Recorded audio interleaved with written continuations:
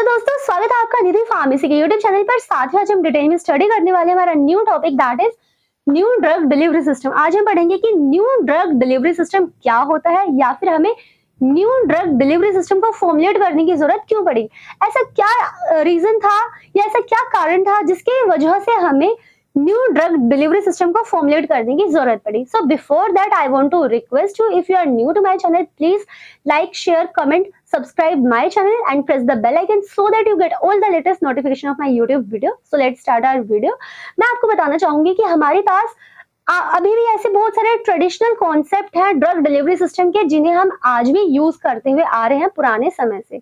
जैसे हमारे टैबलेट हो गए, कैप्सूल्स हो गए, ऑइंटमेंट हो गए, लिनीमेंट हो गए, सिरप हो गए, लोशन हो गए, एलिक्सर्स हो गए। ये सब क्या है, हमारे ये traditional concept of drug delivery system है। ये हमारे पुराने समय से चलते हुए आ रहे हैं। ड्रग को देने के सिस्टम है पेशेंट के अंदर। हम टैबलेट की फॉर्म में ड्रग को देते हैं पेशेंट में, हम कैप्सूल की फॉर्म में ड्रग को एडमिनिस्टर करते हैं पेशेंट में, हम सिरप की फॉर्म में ड्रग को देते हैं पेशेंट के अंदर, हम इंजेक्शन की फॉर्म में देते हैं ड्रग को, लिनीमेंट की फॉर्म में देते हैं, या फिर लोशन की फॉर्म में हम अप्लाई करते हैं ड्रग को पेशेंट के अंदर, राइट। तो ऐसा क्या कारण आया कि हमारे पास इतने सारे ड्रग डिलीवरी सिस्टम होने के बावजूद हमें न्यू ड्रग डिलीवरी सिस्टम बनाने की जरूरत पड़ी। सो इसका एक ही मेन ये रीजन है कि काफी सारे पेशेंट ऐसे होते हैं जो भुलक्कड़ किस्म के होते हैं, जो अपनी दवाई को टाइम पर नहीं लेते हैं।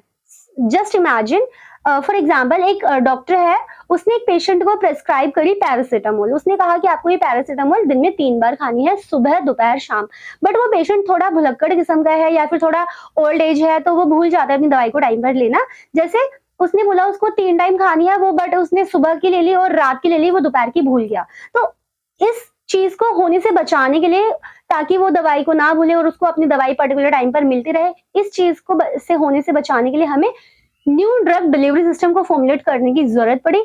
न्यू ड्रग डिलीवरी सिस्टम में क्या होता है, हम पेशेंट के अंदर उसकी जितनी दवाई उसको सारे टाइम पे लेनी है, उसको एक ही बार में हम उसके अंदर इम्प्लांट कर देते हैं, और वो एक पर्टिकुलर टाइम पर अपनी दवाई को रिलीज करता रहता है। जब जब पेशेंट को वो दवाई चाहिए होती है, एक पर्टिकुलर टाइम के बाद वो दवाई उसके अंदर से रिलीज होती रहती है और वो अपना एक्शन प्रोड्यूस करती है, राइट। तो पेशेंट को बार बार दवाई लेने की जरूरत नहीं होती है, वो बस एक ही बार अपनी दवाई लेता है और उसके बाद वो दवाई खुद ब खुद उसमें से रिलीज होती रहती है एक पर्टिकुलर टाइम के बाद। सो हमारा ड्रग को पेशेंट के अंदर देने का मेन रीजन क्या होता है, मेन एम क्या होता है हमारा किसी भी पेशेंट को ड्रग देने के पीछे? सिर्फ एक ही रीजन होता है, एक ही मेन एम होता है, ताकि वो पेशेंट उस बीमारी से बिल्कुल ठीक हो जाए। हमारा सिर्फ यही मेन एम होता है। हम किसी भी पेशेंट को प्योर फॉर्म में ड्रग को नहीं देते हैं, उसको सुटेबल फॉर्मुलेशन में पहले कन्वर्ट करते हैं प्योर फॉर्म से, उसके बाद ही उसको हम पेशेंट में के अंदर एडमिनिस्टर करते हैं, राइट।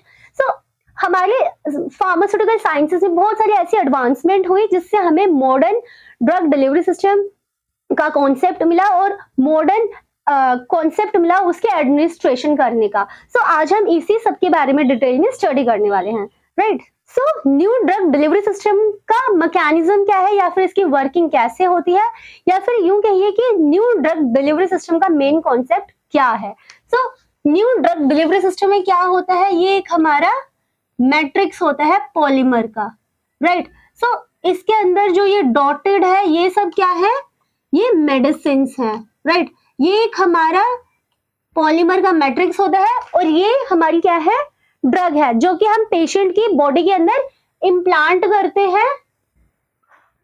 इसको हमने पेशेंट की बॉडी के अंदर इम्प्लांट कर दिया। ये साइज में बहुत छोटा होता है, एक माइनर सर्जरी करके हम पेशेंट की बॉडी में इसको इम्प्लांट करते हैं।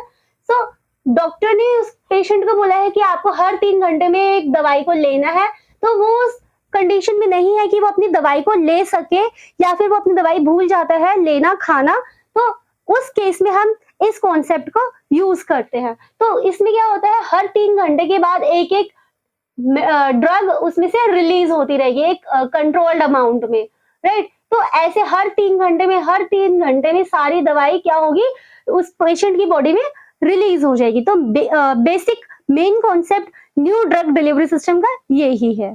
सो हमारी कुछ इंपॉर्टेंट डोसेज फॉर्म है जो न्यू ड्रग डिलीवरी सिस्टम के अंडर आती हैं। कौन सी है वो? First is implant, second is films and strips, third is liposome drug carrier, fourth is controlled drug delivery modules, fifth is erythrocytes, sixth is nano particles and seventh and last is prodrug, जिनके बारे में हम आगे deep में study करेंगे। So first is our implant. So हमारा first new drug delivery system का modern dosage form है इम्प्लांट। अगर हम बात करें इम्प्लांट की, तो इम्प्लांट में क्या होता है, हम हाइपोडर्मिक टैबलेट को स्किन के अंदर प्लेस करते हैं। हम स्किन के नीचे उसको प्लेस करते हैं या फिर स्किन के अंदर उसको हम लगा देते हैं। कैसे?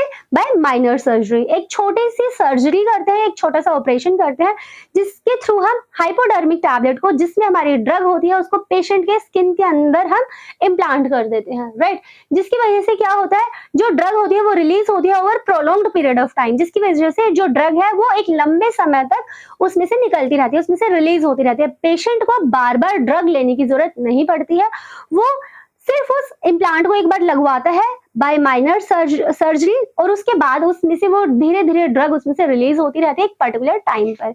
आजकल मार्केट में क्या आया हुआ है, एक मैग्नेटिकली कंट्रोल्ड इम्प्लांट आए हुए हैं, जिसको हम, जब हमें ड्रग का रिलीज चाहिए तो उसे हम ओपन कर सकते हैं, और जब हमें ड्रग का रिलीज स्टॉप करना है या हमें ड्रग का रिलीज नहीं चाहिए तो हम उसको क्लोज कर सकते हैं, right. Magnetically controlled implant which can be open and closed to release और स्टॉप द ड्रग। जब हमें ड्रग का रिलीज चाहिए तो हम उसे मैग्नेटिकली इम्प्लांट को ओपन कर सकते हैं, और जब हमें ड्रग का रिलीज नहीं चाहिए या फिर उसे स्टॉप करना है तो हम उसे मैग्नेटिकली इम्प्लांट को क्लोज कर सकते हैं, राइट। जो इम्प्लांट हमारे कैप्सूल फॉर्म में होते हैं, उसमें क्या होता है, एक बॉडी होती है और एक कैप होती है। जो इम्प्लांट हमारी कैप्सूल फॉर्म में होते हैं उसमें एक बॉडी होती है, दो पार्ट में वो डिवाइड होता है, एक बॉडी में और एक कैप में। उसको हम कैसे ओपन करते हैं, हम स्किन के ऊपर मैग्नेट को प्लेस करते हैं, मैग्नेट रखते हैं और उसको डिजायर्ड डायरेक्शन में घुमाते हैं। जब हमें उसको कैप्सूल को ओपन करना है तो हम एक अलग डायरेक्शन में घुमाएंगे, अगर हमें उसे क्लोज करना है तो हम उसे दूसरी अपोजिट डायरेक्शन में घुमाएंगे, राइट।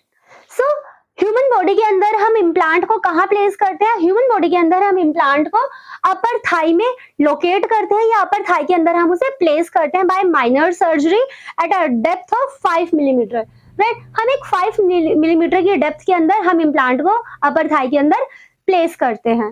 सो ये किस थेरेपी में यूजफुल होता है इम्प्लांट, हमारी हार्मोन थेरेपी में। जब हमें हार्मोन थेरेपी यूज करनी होती है या फिर देनी होती है तो उस केस में हम इम्प्लांट को यूज करते हैं।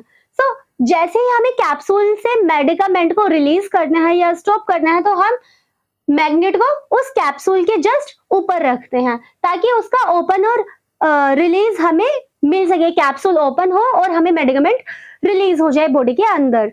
सो जैसे ही कैप्सूल के ऊपर से मैग्नेट हटेगी या मैग्नेट रिमूव होगी तो वो कैप्सूल ऑटोमेटिकली अपने आप ही क्लोज हो जाएगा और उसमें से मेडिकामेंट का रिलीज स्टॉप हो जाएगा, राइट। सो ये था ऑल अबाउट आवर इम्प्लांट। सो आगे के हम न्यू ड्रग डिलीवरी सिस्टम अपने आगे आने वाली वीडियो में पढ़ेंगे, राइट। सो तब तक के लिए टेक केयर ऑफ योरसेल्फ।